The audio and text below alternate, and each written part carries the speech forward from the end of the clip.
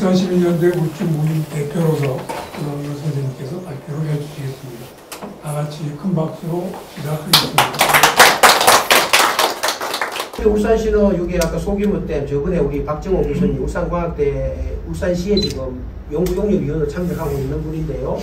소호댐 개개발 돈 많이 들지요. 1,500 소호댐 1,522원, 1,600원, 1,900원 자체에서 사업비 과다 타당성 없어 이런 거 따지고 있더라고요.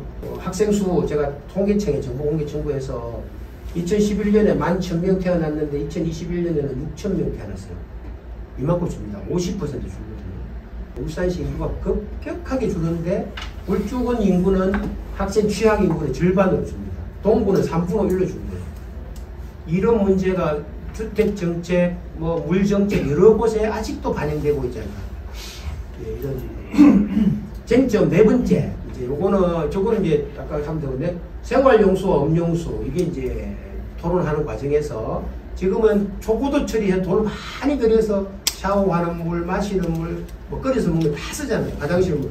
그런데 이제 가정에서는 전부 다 생수를 사 먹는데 돈이 이렇게 2조로 들고 있고 3다수 이렇게 정수기 물 다 마시고 개인 세금 맑은 물 논쟁이 전개될 경우에 우리의 대안은 뭐냐. 태화강 유지수를 쓰자.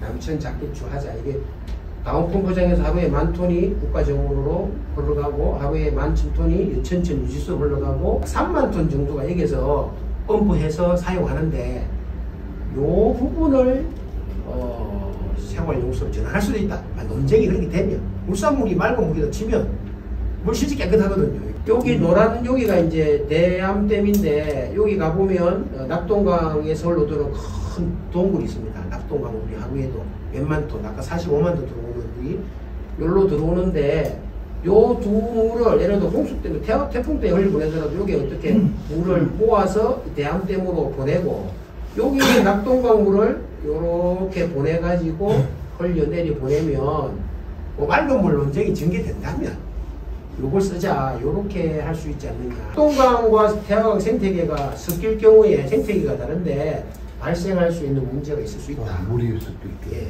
생태계. 그래서 이제 물은 굉장히 심오한 체계인데 이게 섞였을 경우에 어떤 변화가 일어나는지에 대해서는 연구가 필요하다. 근데 이건 있잖아요. 연구가 필요한 수준이 아니라 그냥 말도 안 되는 이야기인 거거든요. 저는 상시 시민의 입장에서 말이 안 된다고 봅니다. 기본적으로 뭐냐면요. 물이 다르면 물속에 기본적으로는 물속에 미생물 체계가 다른 거예요. 식물성 플랑크톤과 동물성 플랑크톤이 물속에 꽉 살고 있는데 원래 흐르는 물에 있던 그 미생물 체계가 있고 낙동강 물의 그 위치에서 낙동강 하구 위치에서 미생물 체계가 전혀 다른데 저기서 물을 홀라당 빼먹고 그냥 낙동강에 있는 그 미생물 체계 저기다 갖다 보면은 그 다음 상위 생태계들이 전혀 맞지가 않는 거죠. 그러니까 생태계가 완전 파괴해버린 거죠. 쭉 흘려보내면 자체 창원은 강변 여과수로 수돗물을 공급하는 체계가 있더라고요. 연간 사용료 30억. 그 다음에 아까 말했죠. 돈 부담은 늘지 않는다. 근데 이 부분이 계속 휘말리지 말자. 그 다음에 이제 유네스코 세계유산 보존 원칙이 주민 참여 중심의 보존 철학, 경관 중시 지속 가능성 이 있더라고요. 역사 문화 균형있게 보존하고 보호하는 원칙을 지켜야 되는데 지금 제일 부족한 게 주민 참여 중심의 보존 철학.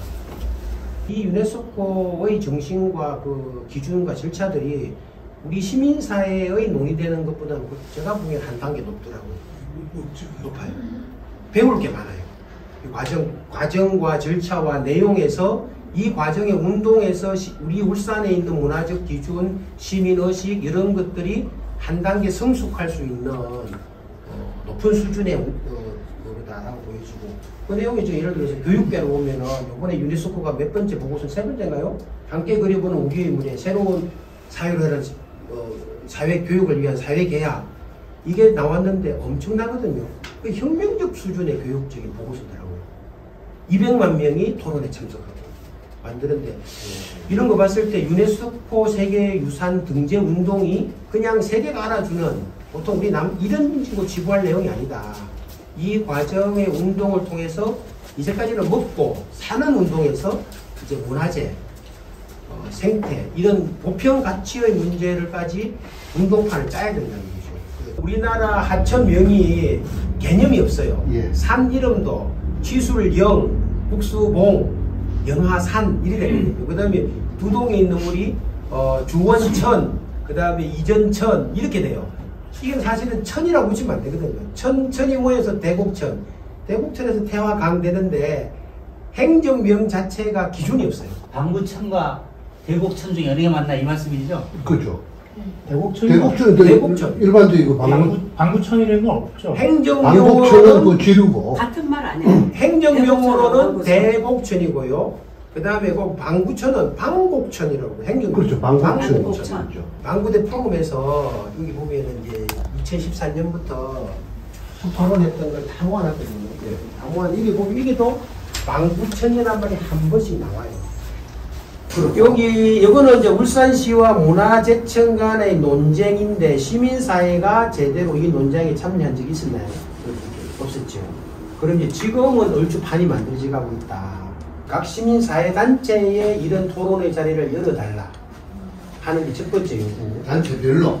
환경운동연합, 노무현재단 한번 했고 시민연대에도 정책위원회만 했지 시민연대 강연에 공식적인 토론을 하지 않았거든요.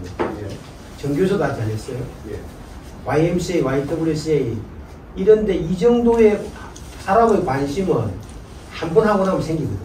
두 번 하면 생기고 가만히 놔두면 안 되고 언론에서 뜯을 때 요청을 해서 이런 자리를 만들고 그러면 그 다음에 제가 두 번째 요청은 교장 선생님들 있어요. 우주군에 우리 교장 선생님들 코와 암각학 학생들이 나왔잖아요. 예.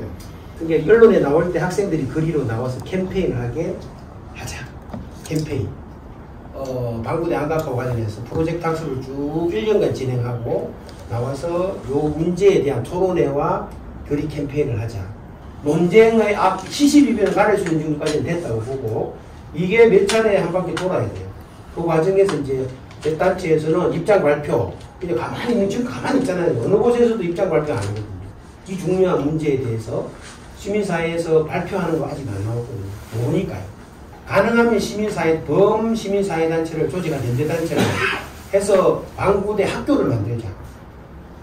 15차씩 이렇게 해서 온라인으로 만들고 오프라인으로도 만들고 그렇게 해서 운동을 전개해야만 그때 가만히 있으면 안 되기 때문에 학생들이 캠페인 하게 되고 교육청에도 제안해서 수업을 전개하게 되고 내용들은 거의 파악됐고 사람 인적 네트워크까지는 다 만나고 주시를 진 것 같아요.